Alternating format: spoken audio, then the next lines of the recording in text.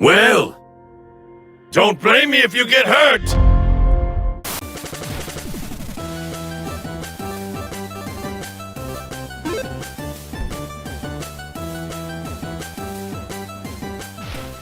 Yo, what is good, everybody? This isn't even so much of a review. It's more just like me saying, hey, SH Figuarts, I like what you do. I got quite a few of your Dragon Ball Z figures, but I'm gonna need you guys to step it up. Because Kong, which is like a third-party company that makes some unlicensed figures, now, yeah, their quality is basically as good as the official licensed company, SH Figuarts, that makes the figures.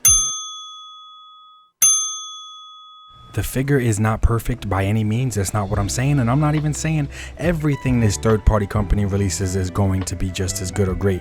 But lately, everything that I've gotten from them is like just as good. I really cannot feel a difference. 5K had all of these listed, and as you guys can tell from the comments, they sold out within minutes. Bullshit.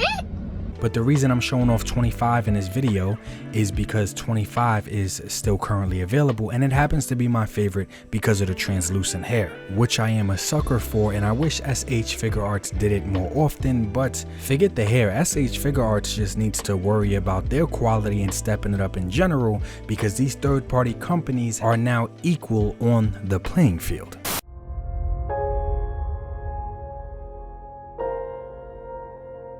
Well, don't blame me if you get hurt!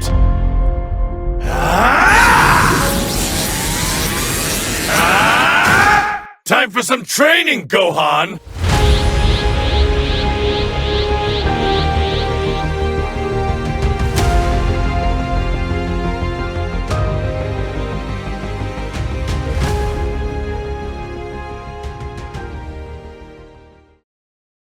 And as you guys can see, this figure is beautiful. It looks like an official release. The biggest downside that I've experienced with this figure is how top heavy the damn hair is, and it doesn't come with a stand.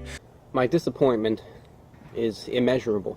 So it's really hard to balance. I can balance it. I'll show you guys all the poses I could get it into. He gets into all the traditional Dragon Ball Z poses that you would need him to get into, but it's still super top heavy. So it doesn't come with a flight stand. If it would have came with a flight stand, that would have been amazing, even if it was just to hold up the hair. And that top heavy hair thing, yeah, it's something that's also prominent within SH Figuarts, especially their old Super Saiyan 3 Goku. Very similar issues there.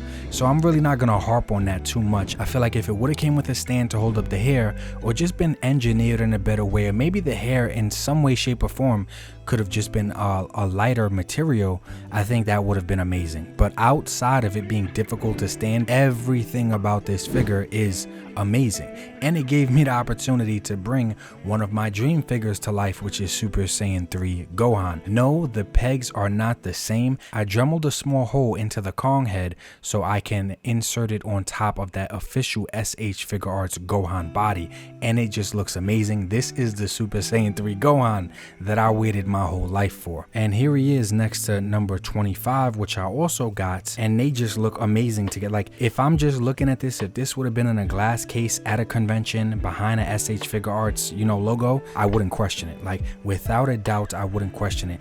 The paint apps, the coloring, and just moving it around, like I said, guys, the quality is all there. This feels like the newer Figuarts 3.0 bodies, like, or 2.0, whatever 0.0 they're at. This feels like the newer shit. So it's like, I hope that Figuarts continues to progress and step things up as they have been over time, but it's like now they really got some heat on their ass. They really got to step it up, because these third-party companies are matching their quality. I wouldn't be surprised if this came from the same exact factory, and one is just the day shift and this one was made by the night shift. This is beautiful. Look at the translucent hair. Like, everything about this figure is beautiful. I can't believe, I honestly can't believe that this is not a damn official release. Aside from the hair being heavy, I have no complaints about this figure, or I should say these figures. And I've seen other YouTubers, you know, slam them or say that they're trash, oh, because it's hard to stand in. It's difficult to stand, but it's really not that hard for me personally, and I'm not gonna act like the official SH Figuarts Super Saiyan 3 Goku was a gift from God when that thing that thing had its issues. It looked pretty hurt. But at this point, that thing is extremely outdated anyway. But my point being, yes, the biggest flaw is that it's hard to stand because of the hair, but that does not change the fact that everything else about this thing screams it's an official release. And if you got another flight stand, just use that shit for the hair and there, problem solved. Like, I see why this set in specific, some of these go for a ridiculous amount on the aftermarket, and it wouldn't be because they're bad. It's because the quality is equal, if not comparable, to official releases. Figuarts, you gotta step it up. The competition is on your ass. It's not looking good, bruv. It's not looking good. And granted, Figuarts will probably always be the best, right? They're the biggest, they're the best, they have the most money and the most resources. But the fact that we can also get stuff like this from Kong and now other studios as well is not a great look in general. You know what I'm saying? Like, for Figuarts, that is, it's not a great look because, like I said, this shit is comparable, super comparable. And I'm not drawing these opinions from just these figures that I recently got in. No, like, I got a few other Kong figures that I have purchased before in the past as well, and they were good, but they weren't this good. I figured they were good, but then when these came in, I was like, holy shit, like, you sure this isn't official? Wait a minute. Something ain't right. And as you guys can see, the scaling is also really well. It fits in with other SH Figuarts figures. I guess this is just the times and where things are moving to in general with, you know, multiple people 3D printing and more people getting into the industry and, you know, more companies and things starting to pop up now. Just the quality and the competition is getting fierce. And to be honest, I can't say that I'm not a big fan of it, especially with how the bigger companies never really seem to do much with the IPs and the licenses that they have anyways.